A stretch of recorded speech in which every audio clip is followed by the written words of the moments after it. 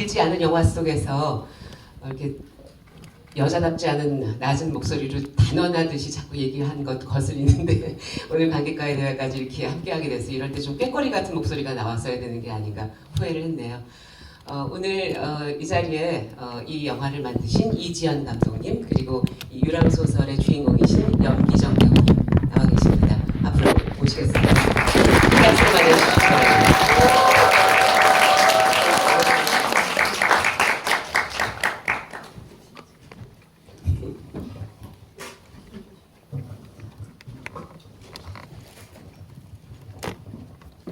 어떻게 사실은 어머니 뻘보다도 조금 더해요. 말하자면 큰엄마 아니면 큰이모 정도 되는데 어떻게 이 다큐멘터리를 만들 생각을 하셨는지 어떤 계기가 있으셨는지.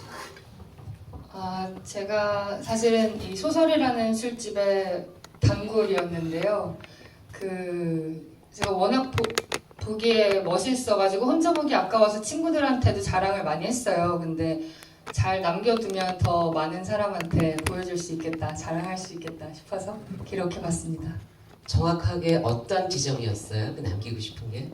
생각하는데 저희가 보통 그렇게 살진 못하잖아요. 너무 여러 가지 생각하고 뭐 미래도 걱정하고 그러는데 그냥 그날그날의 즐거움에 만족하면서 사는 게 너무 멋있었고 그게 저한테는 어떤 좀 삶의 지표라고 하면 거창할 수도 있겠지만 그런 게 돼서 네 그런 점을 좀 담고 싶었습니다. 그날그날만 산다고 말씀을 감독님이 하시는 순간 기정언니께서는 갑자기 선글라스를 꺼내셔서 그늘을 만드신 것 같아요. 사실은 많은 단골들이 수십 년 동안 있어 왔지만 이렇게 염기정이라는 술집 주인을 영화에 담겠다라고 했던 적은 사실은 없었거든요. 뭐 여러 가지 극영화의 조연으로 단역으로는 출연하신 적이 있지만 이 영화가 처음 만들어진 거를 작년도에 가편집이 된 것을 처음 보셨을 때 약간 혼란스럽고 당황하셨었다는 말씀을 들었어요. 어떤 감정이셨나요? 목소리가 아주 가가지고 지금 상태가 좀 안 좋은데 원래는 목소리 되게 좋아요. 맨 처음에 지연 감독이 이게 거의 작업이 끝났다고 둘이서 보자고 전주로 내려왔습니다. 그래서 둘이만 이렇게 봤는데 나는 너무 충격을 받아가지고 아무것도 생각이 안 나더라고. 내가 나를 마주 보는 일이 생각보다 너무 충격적이었어. 그래가지고 뭐 아무것도 생각이 안 나고 아무 말도 안 하고 영화 본 후에 내가 지금 이렇게 말을 못 하고 있는데 우리 감독이 이모 강릉 바다 보러 가고 싶다 그래서 가자 그러고서 운전을 해서 동해 바다로 갔는데 가는 동안 몇 마디 안 했었던 것 같아 지금 생각해보니까. 내가 나를 이렇게 찍힌 나를 마주 보는 일이 생각보다 너무 엄청나게 힘들어가지고 내가 왜 그렇게 지금 와서 지금 네 번째 봤는데 조금 덜 힘들거든요. 그걸 왜 그런가 그러니까 내가 생각보다 내가 되게 멋지게 나를 생각하고 있었다라는 생각이 들어요. 내가 머릿속에 있는 나는 이렇게 멋있었는데 정말 가감없이 드러나는 나는 너무 처참하다 그럴까? 이렇게 옳지 않은 거야 라는 생각이 들더라고요. 그래서 굉장히 이기적으로 봤고 나밖에 생각을 안 했어. 이 이야기가 왜 이렇게 그런지 처음에는 너무너무 정신이 없었어요. 난 너무 길은 거 아니 괜찮아요. 언니가 원래 어떤 사람이라고 생각했길래 이걸 보고 충격을 받으신 거예요. 나는 생각보다 내가 되게 멋있다고 생각을 했나 봐.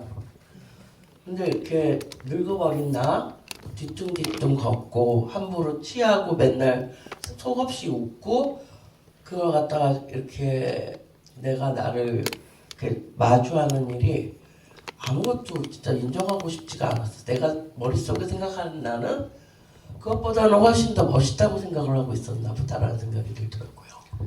사실은 이 소설 술집에는 40년 된 단골서부터 이렇게 한 10년 안팎의 이지연 감독부터 한 20년 정도 된 저 같은 사람도 있고 많은 사람들이 그렇게 수십 년을 한번 정말 그 문턱이 닳도록 혼자서 술 마실 때도 찾아가고 그런다는 건 그저 그냥 그 집에 술이 맛있어서 가진 않았을 거고요. 그러한 것에 있어서 아마 보시는 분들도 그 배우 자신이 이렇게 얘기하는 것과는 다른 어떤 부분들을 분명히 느꼈으리라고 생각을 합니다. 이지영 감독님은 그 직접 본인이 보았던 그 염기정 씨에 대한 여러 가지 인상들을 담아냈는데 이걸 갖다 뭐 수천 번을 봤겠죠. 처음에 찍고 촬영하면서 보고 편집하면서 보고 또 계속해서 상영을 또 거듭하면서 봤는데 그걸 쭉 보면서 내가 가졌던 염기정에 대한 인상 그러한 것이 뭔가 변함이 있었다든가 혹은 뭐가 조금 아쉽다든가 내가 이 인간에게 너무 큰 충격을 줘서 미안하다든가 혹시 그런 감정의 변화들이 있었나요? 그러니까 찍으면서 이제 염기정 씨가 제가 뭐 이모라고 부르는데 이모랑 그 전보다 훨씬 밀도 있는 시간을 보내고 또 여러 가지 대화를 하면서 전에 꽤 많이 잘 알고 있다고 생각했는데 몰랐던 부분들을 알게 됐어요. 그래서 뭐 예를 들면 이모의 통장 잔고 또 알게 되고 그리고 그 옛날 세월 지나오면서 있었던 뭐 힘들었던 일, 슬펐던 일 이런 것도 듣게 되고 그래서 예전에는 그저 멋있게만 봤다면 이걸 찍으면서는 좀 짠하기도 하고 좀 찡하기도 하고 그런 마음이 생긴 것 같아요. 사실은 함께 애정을 가지고 지켜봤던 옆에 있는 사람들은 이 작품이 나오기 전에 마음을 졸였어요. 이것이 만약에 그 염기정이라는 한 인물을 담아내는데 약간의 부족함이 있으면 아쉬움이 있으면 어떡하나. 그러나 보고 나서 다들 함께 눈물도 흘리고 이틀 전에는 전주 아까 주소도 나왔으니까 여러분 많이 가시라고 주소가 나온 거거든요. 그래서 그 앞에서 야외 상영도 하고 그날 나름대로의 어떤 시네마 천국 같은 그런 시간들을 함께 보냈는데요. 사실은 영화를 직접 한 번도 만들어보지 않은 그리고 영화를 공부하지 않은 어떤 사람으로서 영화를 만드는데 많은 어려움도 있으셨으리라고 생각이 들어요. 현장에서 어떤 점이 가장 좀 어렵고 힘드셨나요? 제가 이거를 그 줌이 안 되는 카메라 한 대로 혼자 찍었는데요. 애초에 그래서 선택한 거였고 제가 편한 카메라를 그리고 한계를 알고 있었지만 그래서 그 순간순간에 제일 담고 싶은 한 장면만 담을 수 있었던 거죠. 근데 돌이켜보면 같은 순간에도 더 담고 싶은 기록하고 싶은 얼굴들이나 장면들이 있었을 텐데 그걸 담지 못한 게 좀 아쉬웠어요. 네. 사실은 편집이라는 게 가장 힘든 일이잖아요. 그러니까 극영화처럼 각본이 있었던 것도 아니고 다큐라는 거 그냥 무조건 찍고 난 다음에 그 편집을 어떤 과정을 거쳐서 어떻게 공부를 하게 하면서 마치셨어요? 제가 이 다큐멘터리를 만들겠다고 다짐하고 그 네이버에다가 다큐멘터리 만드는 법을 검색했는데 네이버에다가요? 네, 그 어떤 홈페이지에 김옥경이라는 분이 쓰신 다큐의 기술이라는 시리즈가 있었어요. 다큐 작가시죠, 아주 유명한. 네, 아마도 네. 분이실 것 같아요. 네. 그래서 그게 꽤 상세하게 설명이 되어 있는 가이드라서 그거를 3번 정독하고 하라는 대로 했습니다. 굉장히 잘 쓰셨군요, 김옥영 작가께서. 네. 그래서 사실 그 가이드 중에 편집의 첫 단계가 모든 촬영본을 다 녹취록을 만들으라고 되어 있는 거예요. 그래서 하라고 하시니까 제가 이제 촬영 끝나고 처음 시작한 건 그 모든 촬영본을 받아쓰기를 했는데 제가 한 3주째 매일매일 받아쓰기를 하고 있으니까 저희 그 제작부장인 조웅 씨께서 그렇게 하는 거 맞아? 하면서 아닌 것 같은데 다른 데 좀 물어봐 막 그랬는데 저는 김옥영 선생님이 그렇게 하라고 했으니까 끝까지 다 받아 써서 편집을 했습니다. 그 염기정 배우님께서는 지금의 심정은 어떠세요? 여러 가지 충격이라든가 어떤 그런 것들을 지나서 전주영화제에 이렇게 초청을 받고 이렇게 GV라고 해서 관객과의 대화를 함께 하고 어떤 감정이신가요? 훨씬 여유로워졌습니다. 그리고 5월 2일 날 우리 집 앞에서 야외 상영 때 정말 행복한 밤을 지나보냈기 때문에 뭐 이만하면 족하다. 나는 이 마침표는 너무나 옳지 않은가. 그 후에는 어째도 나는 괜찮다는 생각을 했기 때문에 또 근데 극장에서 보는 건 굉장히 또 다르네요. 그러네요. 네, 그렇죠. 무지 다른데요. 네, 얼굴도 더 크게 나오고. 그래서 이게 굉장히 다른 경험인데 하여튼 너무나 해피한 기억이고 여기에서 여러 짧지만 명문장들이 나오잖아요. 그 다큐멘터리 주인공의 입을 통해서 나는 다정하고 따뜻한 사람이고 싶었다. 그리고 집과 가족을 꿈꾼 적이 없었다. 나쁜 꿈을 꾼 것 같기도 하다. 어떤 얘기들이었는지 취중 진담이잖아요. 뭐 하여튼 난 너무 가족 관계가 싫어가지고 그 꼬마였을 때부터 가족을 만들지 않겠다고 생각을 했고 결혼하지 않겠다고 생각을 했고 그러니까 집은 당연히 없는 것이고 그 집착 없이 거리에서 죽어버리겠다 그렇게 생각을 하고 살았어요. 근데 30을 좀 넘기면서는 왜 사람들이 가족을 만들고 더불어 사는지 좀 조금씩 이해가 되기 시작하고 뭐 지금은 야 그렇게 건방을 떨었어도 되냐 네가 그런 생각을 하면서 이제 그냥 따뜻하고 다정한 사람이 되면 그뿐으로 족하다 그런 생각을 하는 65살입니다. 네. 뭐 만으로는 64세 그리고 이 영화 속에서 24살 때 불렀던 노래가 나오잖아요. 아마 보시는 분들 들으시는 분들도 이게 같은 사람의 목소리가 맞나 싶을 정도로 다른 느낌을 주는데 그 20대 때, 그 40년 전에 24살 때와 지금의 나는 같은가요? 다른가요? 난 같다고 생각하는데 분명히 다르겠죠. 나는 변하지 않겠다 그러고 그럴 자신도 있었는데 그럴 수 없는 일이었고 늙고 낡고 병들고 그러면 정말 당연한 과정일 거고 뭐 좀 어이없지만 뭐 사는 일의 끝에서는 비슷비슷하고 뭐 이걸 다 인정해 가는 거 아닐까 그런 생각입니다. 오늘 들어오시기 전에 이 관객과의 대화라고 이렇게 탈을 드러내고 아주 이쁘게 하고 오셨는데 왜 지금은 그걸 다 둘러 쓰셨어요? 이렇게 한번 좀 중간에 멋지게. 좀 추웠어요. 네. 한번 벗어보겠습니다. 네. 들치기만 하면 되는 게 아니라 벗어야 되는 건가요? 네.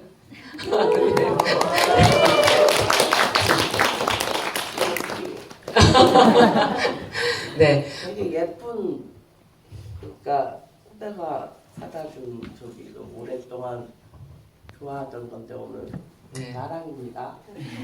주변에 너무나 좋은, 감사한, 고마워하는 그러한 인연들이 많아서 아마 보시는 분들은 저렇게 좋은 단골들을 두고 왜 통장 잔고가 저러한가 그런 의문을 가지시기도 하셨을 텐데 그 수십 년 동안 이 소설을 드나든 술집 손님 중에서 뭐 여럿이 있으시겠지만 가장 기억에 남는 손님이 있다면 어떤 분이 계세요? 나도 이번에 그걸 꼽아봤는데 너무나 많거나 하나도 없거나 그런 것 같아. 그 많은 사람 중에 하나를 꼽으라는 것도 그렇고 그렇지만 누구라고는 밝힐 수 없지만 예전에 그 내가 처음 술집을 열었을 때 내가 좋아하는 커티샥을 반병을 키핑하고 간 사람이 있어요. 아직도 가지고 있습니다. 그 자를 어떤 날을 만날 수 있지 않을까 그러는데 그게 누군지는 얘기 못해요. 그러니까 술집 주인으로서 그 내가 마시고 싶은 술을 같이 마셔주는 손님을 아주 좋아하신다는 건 저희가 그건 익히 알고 있지만 우리 집은 내가 좋아하는 술 투성입니다. 네, 근데 이 커티샥은 그렇지 않은 다른 아니, 이유가 있는 것이로군요. 네. 최근에는 사실은 북촌 방향을 보고 젊은 술집 손님들이 조금 오기 시작했고 이지연 감독님도 뭐 북촌 방향 이후는 아니었지만 이렇게 오시기 시작했는데 그 손님들 가운데 저도 만나본 바가 있지만 그 홍상수 감독님의 영화를 대사를 거의 다 외운다는 분이 계시다고요. 네. 그때 대학 1학년짜리 둘이 와가지고 북촌 방향을 받고 찾아왔다 그랬는데 나도 근데 우리 집이 모르는 사람을 안 받는 집이었거든요. 사실은 맨 처음에는 내가 술을 하도 좋아해서 여기 있는 술이 다 내 술이고 뭐 그리고 하여튼 술집을 찾아서 다니다가 그 시절에는 여자 혼자 어디 가서 술 마시기가 좀 껄끄러웠어요. 그래서 그 누구든지 여자가 특히 더하지만 혼자만 올 수 있는 술집을 하고 싶었어. 그러니까 여자든 남자든 그래서 제목을 솔로라고 해가지고 근데 그때는 그게 불가능하더라고. 그래서 아는 사람이 아는 사람을 소개하지 않으면 들어올 수 없는 그렇게 이어갔는데 지금에 와서 생각하니까 굉장히 훌륭한 물갈이였더라고요. 이지연 감독이 처음 소설에 왔던 날도 제가 그 자리에 있어서 저도 기억을 좀 합니다만 그 전에 한 차례 온 적이 있었다 그러고 처음 이지연 감독이 문을 열고 들을 미닫이 문이었죠. 열고 들어왔을 때 어떠셨나요? 그때 느낌은 첫 느낌은? 나? 응, 네. 아니 되게 멋지게 되게 씩씩한 애가 와가지고 되게 뭐 외우듯이 힘을 주면서 나는 내가 만난 술꾼이라는 책이 나온 적이 있습니다. 임보험 기자에. 그러니까 제주도에 그녀가 여행 갔다가 그 책을 읽게 돼서 이 집을 꼭 가야 되겠다 하고 자기 딸은 찾아왔었는데 나는 모르는 친구를 잘 안 받았으니까 맨 처음엔 쫓겨났다고 그랬는데 그땐 기억이 안 나고 두 번째 너무 씩씩하게 말을 했어. 나는 그래서 여기에 왔어요 라고 외우듯이 쫙 한 문장으로 얘기했는데 마침 저자가 앉아 있었거든요. 그래서 우리 모두 이지연 감독을 처음 본 순간을 한 20명의 사람이 보고 있었죠. 아마 그때 뭐 이렇게 다큐멘터리의 감독과 주연으로서 만나게 되리라는 예감은 정말. 전혀 생각도 못했던 건데 이지영 감독님은 그 술집이 사실은 좀 나이 드신 분들이 오는 아까 그 영화 속에서도 나왔지만 언니가 술집이 좀 잘 안 되기 시작한 거는 나의 단골들이 늙고 병들어서 이제 더 이상은 술을 마실 만한 기력이 떨어지는 바람에 이제 더 이상 그렇게 콸콸 마실 수 없다. 마실 수 없어서 그런 집을 어떻게 와서 마치 올드 소울처럼 젊은이가 그렇게 할 수 있었는지 그게 본인의 어떤 것이 그런 것을 이끌고 그런 이렇게 좀 나이가 좀 차이가 나더라도 함께 이야기 나누고 그럴 수 있게 한 지점일까요? 잘 모르겠는데 제가 그냥 그 소설에 들어갔을 때 거기 이렇게 20분 정도의 어른이 계셨는데 저는 그때 그 영화 중에 미드나잇 인 파리라는 영화 있잖아요. 거기서 그 주인공이 옛날로 돌아가서 뭐 피카소, 뭐 해밍웨이 등등을 만나면서 확 이렇게 너무 좋아하는 장면이 있는데 저는 그날을 좀 그런 기분으로 기억해요. 그래서 살면서 잘 못 봤던 멋있는 어른들이 이렇게 한 곳에 모여 있는 게 저한테는 너무 이렇게 꿈 같아가지고 그냥 놀래고 벅차고 막 땡 잡았다 뭐 이런 생각했던 네, 기억입니다. 이지영 감독은 앞으로는 어떤 작업을 계속 하고 싶은 생각이신가요? 그 몇 가지 계획하고 있는 게 있는데 그냥 저는 제가 보기에 멋있고 예쁘고 뭐 아름답고 이런 것들을 제가 원하는 방식으로 남기는 일을 하고 싶은 것 같아요. 네. 사실은 요새는 이렇게 영상 작업과 그 개념 미술이라는 제목으로 갤러리에서 함께 전시를 하는 그런 영상물들의 경계 같은 것들이 점점 더 없어지고 있는 중이죠. 사실은 이지연 감독은 이 다큐멘터리 이후에 성수동에 있는 한 갤러리에서 들리지 않는 비밀이라는 제목으로, 그러니까 그 여성 몇 명이 비밀을 이야기하되 본인이 혼자 묵음으로 이야기하는 그런 작업을 마친 바가 있습니다. 저도 가서 보고서는 제가 뭐라고 얘기를 했냐면, 눈을 뗄 수가 없구나. 너는 그냥 평생 이거 하고 살아라. 뭐 그런 생각이 들었었는데요. 거기에 염기정 사장님도 또 그 비밀을 어떤 얘기를 했는지 저희가 들은 바가 아직 없지만, 그러한 작업들을 이렇게 생각해서 아이디어가 이렇게 나오는 거, 그런 건 어떤 절차가 있는 것 같아요? 본인의 내면에서. 네, 하고 싶은 거? 어려운 질문인데 잘 모르겠습니다. 술 마시고 담배 피면서 하면 너무 좋을 것 같아요. 네, 저희가 사실은 여기 이렇게 수리 없이 마이크를 셋이 잡고 이러고 있는 건 참 너무나 어색한 상황이라 뭐 이거 끝나고 가도록 하고요. 객석에서도 아마 많은 분들이 질문하시고 싶으신 분들이 계실 텐데 손을 들어주시면 저희가 마이크를 가지고 이동하도록 하겠습니다. 질문이 있으시면 네, 이지연 감독이나 염기정 배우께 질문이 있으시면 손 들어주시면 네. 없는 것 같으니까 끝내죠. 네, 저쪽에 예.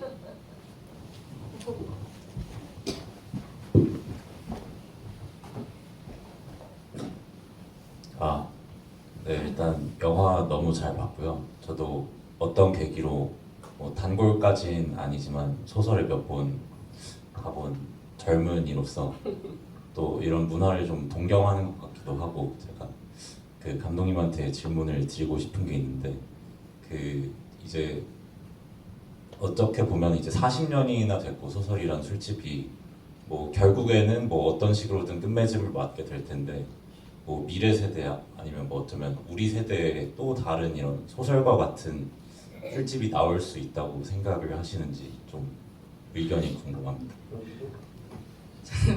술집 추천해달라는 줄 알고 지금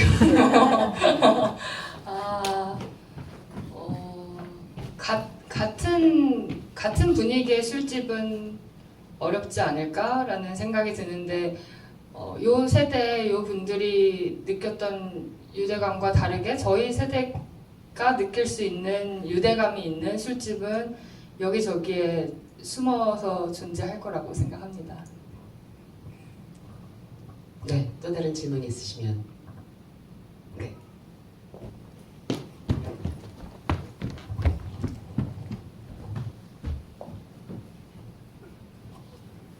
네, 영화 너무 잘 봤습니다. 저 어제 잠깐 놀러 갔었는데 그 얘기 듣고 영화 찾아보러 왔는데 너무너무 좋았고, 저는 보면서 그 사장님이 염기정님이 저희 어머니랑 되게 이렇게 외형이 비슷하세요. 그래서 저희 어머니도 되게 귀여우신데 어쨌든 결혼을 하시고 저를 낳으시면서 어쨌든 생업에 엄청 종사하시면서 식당을 운영하고 계시는데, 뭔가 저희 엄마가 결혼을 안 하고 아이를 안 낳았다면 저렇게 또 사시지 않았을까 이런 생각도 하면서 봤는데요. 그게 되게 궁금했어요. 처음에 이제 감독님께서 이 제의를 하셨을 때, 이게 찍고 싶다고 하셨을 때 어떤 생각과 어떤 마음이 지나가셨는지, 그리고 어떤 거를 그래도 남기고 싶다라고 하는 마음에 동의를 하셨는지 궁금해요. 그게 나도 되게 미스였는데 나는 이렇게 진지한 무엇이 나오게 될 거라고는 생각을 못했죠. 가벼웠어요. 그리고 지연이를 늘 봤기 때문에 맨 처음에 사진을 시작하더니 영상을 해보고 싶다고 하고, 난 이모를 한번 찍어보고 싶어. 그래서 왜? 그랬더니 난 이모가 너무 좋아 그러길래, 나는 좋아해도 싸지, 그래 찍어봐, 이렇게 가볍게 이야기를 했어요. 근데 이렇게 충격적으로 샅샅이 내가 드러나고 이런 결과가 올 줄은 정말 몰랐어. 가볍고 사소하게 시작했습니다. 너무 놀라긴 했어요. 거기 어머님도 술을 좀 하세요? 네. 그렇다고 그러시네요. 어느 네, 또 날 다른 같이 질문. 그 집에 와요, 소설에. 엄마랑 같이. 이거 아닌가? 아니요, 무슨 말씀이요? 또 다른 질문이 있으시면 네. 사실은 이지영 감독님은 앞서서 그 발언 중에 한 번쯤 이렇게 회사 이름이 지나간 적은 있지만 많은 국민들이 선망하는 그런 직장에 다니고 있는 멀쩡한 직장인이거든요. 그런데 그러한 직장에서의 어떤 그 직업적인 것만으로 만족할 수 없는 그 어떤 것이 있었길래 이렇게 이런 작업들을 하시게 된 건가요?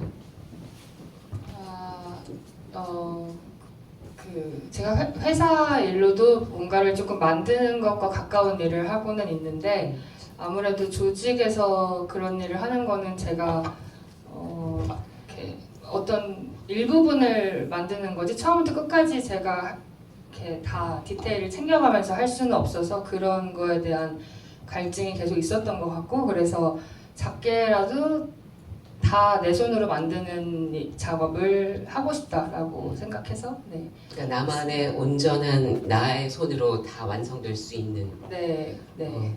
그럼 앞으로도 혼자 하시겠다는 건가요? 이 힘든 작업들을 다들 그 같이 해버릇 해야 된다고 충고를 많이 하시는데 당분간은 혼자 하지 않을까 생각하고 있습니다. 다음 만약에 다음도 혹시 인물에 대한 관심인가요? 그렇지는 않고요. 네, 그렇지는 않습니다. 또 다큐멘터리를 만들고 싶다는 생각, 그러니까 당장은 계획은 없습니다. 염기정 사장님께서는 지금 뭐 영화를 함께 보신 여러분께 하시고 싶으신 말씀은 없으신지요? 빨리 집에 가고 싶다는 생각에 뭐 그렇고 근데 이 영화를 보면은 이 조그만 애가 어떻게 이렇게 나를 좋아하냐 좋아하고 속속들이 이해하고 이렇게 나를 좋아해 줄 수 있을까 이게 느껴지거든요. 근데 그 2일날 이 영화를 같이 본 그 서울에서 와가지고 박혜영 작가가 아마 알 거예요. 그 나의 아저씨를 쓴 그녀가 말하길 정말 너무 감동했다고. 우리 같은 사람이 이런 걸 만들었으면 이렇게 나오지 못했을 거라고. 그 너무 좋아하고 이해한 그게 너무 보인다고. 너무 감동하고 올라간다고. 하여튼 너무 멋있는 말을. 진짜 어떻게 이렇게 조그만 애가 나를 이렇게까지 좋아하나 이런 게 느껴지니까 뭐 저는 뭐 이후에 어쨌든 뭐가 여기서 맞춰도 이제 된 거 아닌가라는 생각이 들어요. 나는 이제 됐습니다. 네. 뭐 질문이 한두 개 있으시면 더 질문을 받고 사실 그 어떤 것이 생겨나서 영원히 존재한다면 우리가 예술이라는 게 없지 않을까요? 그러니까 어떻게 생각하면 염기정이라는 인물, 소설이라는 술집에 대한 이야기이면서 있었다가 사라져가는 것들에 대한 그러한 어떤 연민, 뭐 여러 가지 감정들이 오가기 때문에 이 작품들에 그렇게 훌륭한 또 박혜영 작가가 좋은 이야기도 해주고 그랬던 것 같아요. 이 다큐멘터리 속에서 이지영 감독님은 말하고 싶은 것을 충분히 잘 말했다고 생각하세요? 어떠세요, 본인은? 네.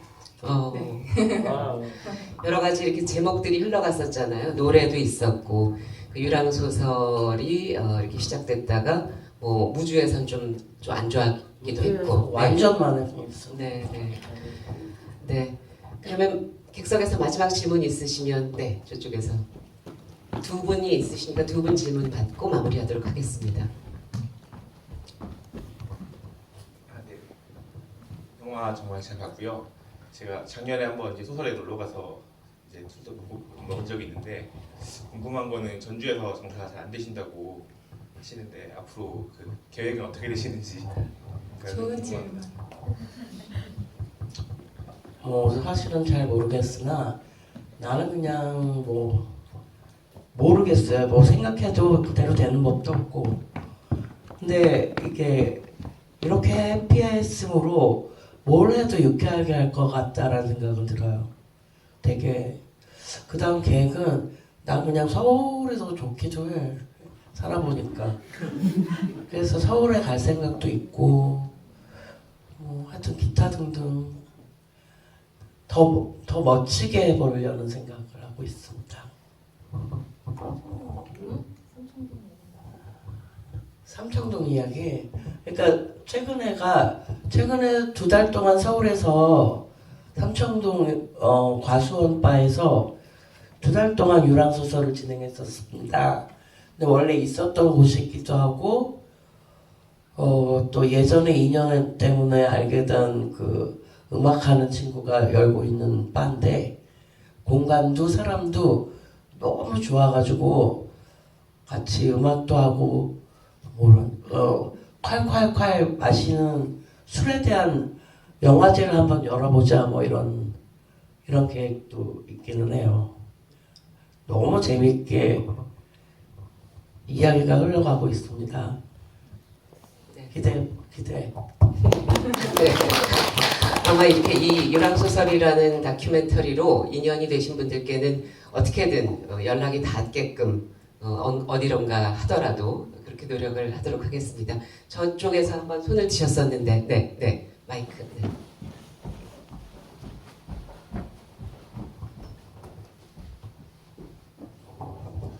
저 영화 너무 잘 봤고요. 예, 이주영 감독님도 감사드리고 저도 행복한 시간이 너무 편안하고 행복한 시간이었습니다. 뭐 자유로운 술과 음악과 인간이 있는 꿈과 같은 시간 한 50분을 지낸 것 같은데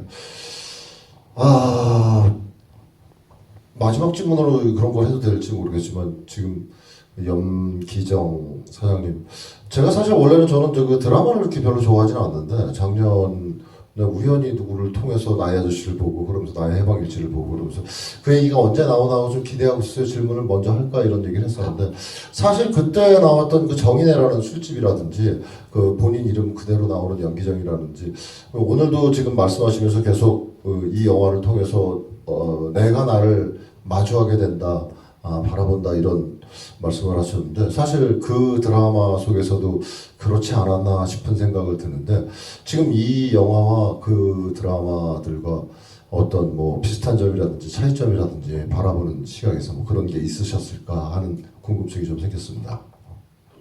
잘 모르겠는데요. 내가 많은 시간 술 마시는 시간이 있고 또 이렇게 깨고 되게 냉철하고 뭐 그런 시간도 좀 있고 그러다 보니까 그러니까 우리는 되게 서로를 좋아하면서 바라보고 있구나.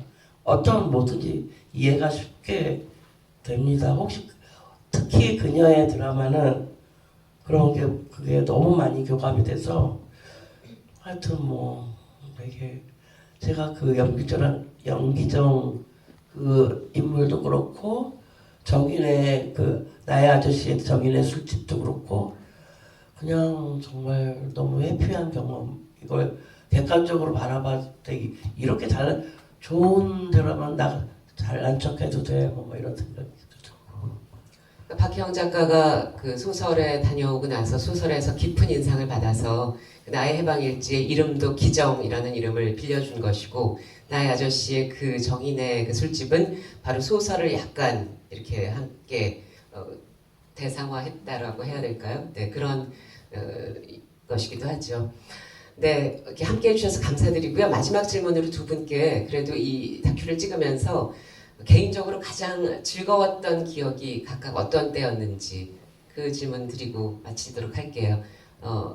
이지연 감독님부터. 저는 이 다큐멘터리 그 부산 했던 분식집 답사 가려고 이모랑 전주에서 출발해서 삼천포를 통해서 부산까지 갔었는데 그때 둘이 여행한 시간이 제일 즐거웠던 시간인 것 같아요. 네, 염기정 배우님께서는 어떠신가요? 저는 레드카펫입니다. 이렇게 다를 수가 있나요? 시작과 끝이로군요. 네. 감사합니다. 네, 이렇게 늦은 시간까지 함께 영화 같이 봐주시고 또 이렇게 늦은 시간도 GV에 늦게까지 참석해 주셔서 대단히 감사합니다. 앞으로 이 두 감독과 배우의 앞날을 축복해 주시는 의미로 큰 박수로 감사합니다. 네.